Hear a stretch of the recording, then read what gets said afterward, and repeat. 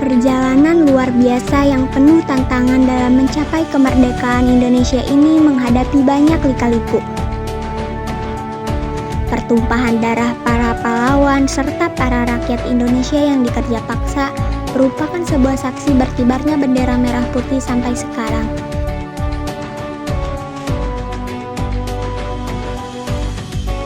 Sebelum diucapkannya proklamasi kemerdekaan, sejumlah peristiwa penting menjadi tonggak bersejarah yang membentuk perjuangan menuju harumnya kemerdekaan Indonesia. Saya Nurul Fadlah, mentor kelompok 2, kami akan membawa materi menuju kemerdekaan Indonesia.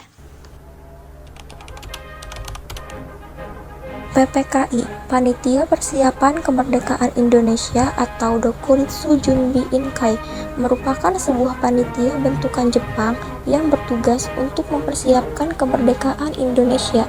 PPKI dibentuk pada tanggal 7 Agustus 1945, sedangkan PPKI diresmikan pada tanggal 9 Agustus 1945 di kota Ho Chi Minh, Vietnam oleh Jenderal Teruchi. Peresmian tersebut dihadiri oleh Insinyur Soekarno, Dr. Andes Muhammad Hatta, dan Dr. Chiman Widyodiningrat. Anggota PPKI berjumlah 21 orang. Insinyur Soekarno ditunjuk sebagai Ketua PPKI dan Muhammad Hatta sebagai wakilnya, sedangkan Ahmad Subarjo ditunjuk sebagai penasehat.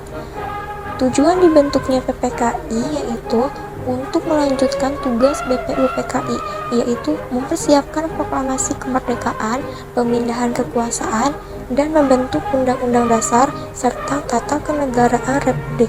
Sedangkan fungsi PPKI adalah semacam parlemen sementara dari negara Indonesia yang akan dibentuk.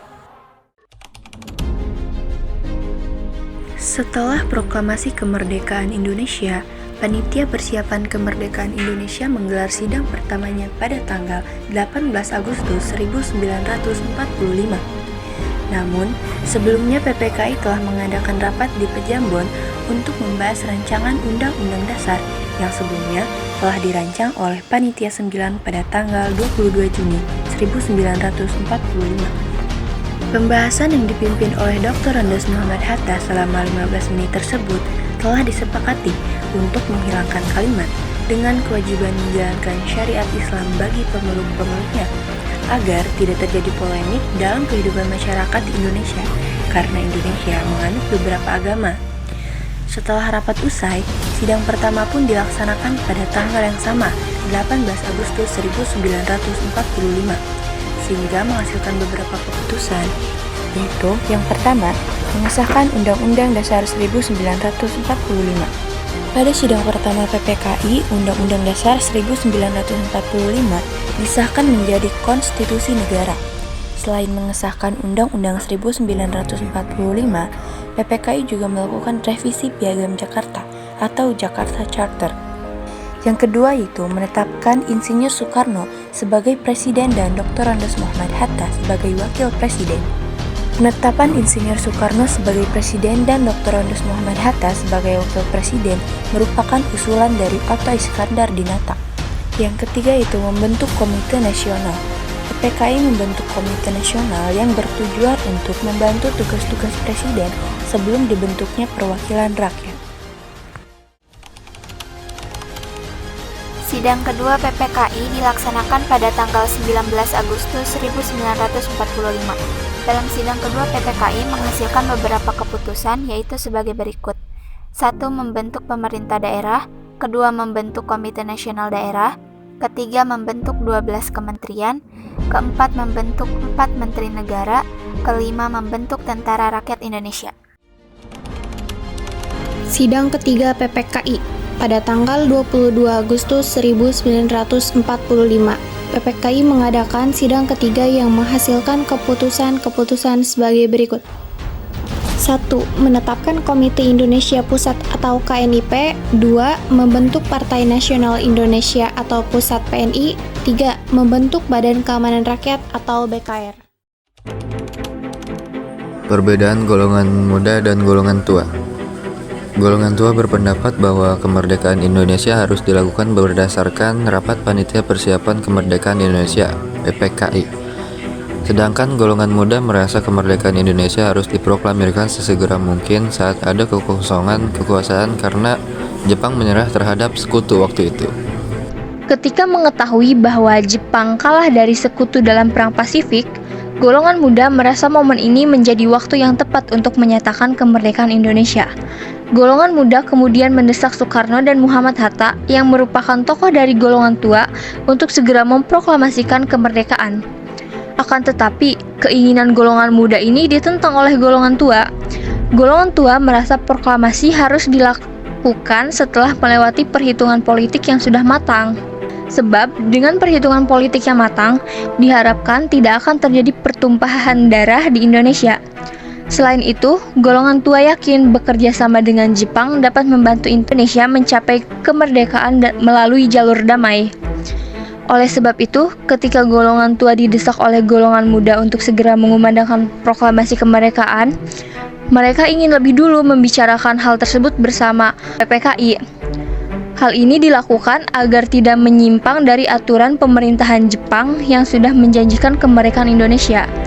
Karena golongan tua tetap menolak untuk segera memproklamasikan kemerdekaan Indonesia, golongan muda pun memutuskan untuk menculik Soekarno dan Muhammad Hatta ke Rengas Dengklok.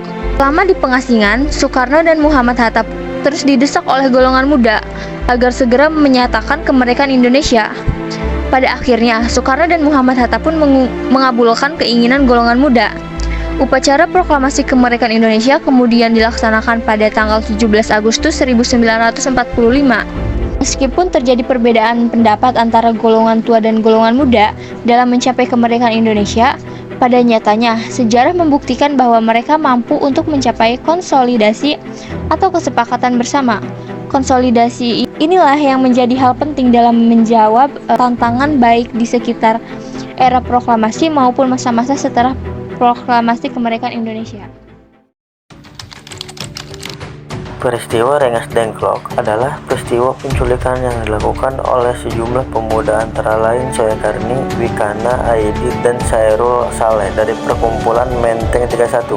Terhadap Soekarno dan Hatta terjadi perbedaan pendapat antara golongan tua dan golongan muda dan akhirnya mengadakan rapat dini hari tanggal 16 Agustus 1945 pukul 03.00 waktu Indonesia Barat.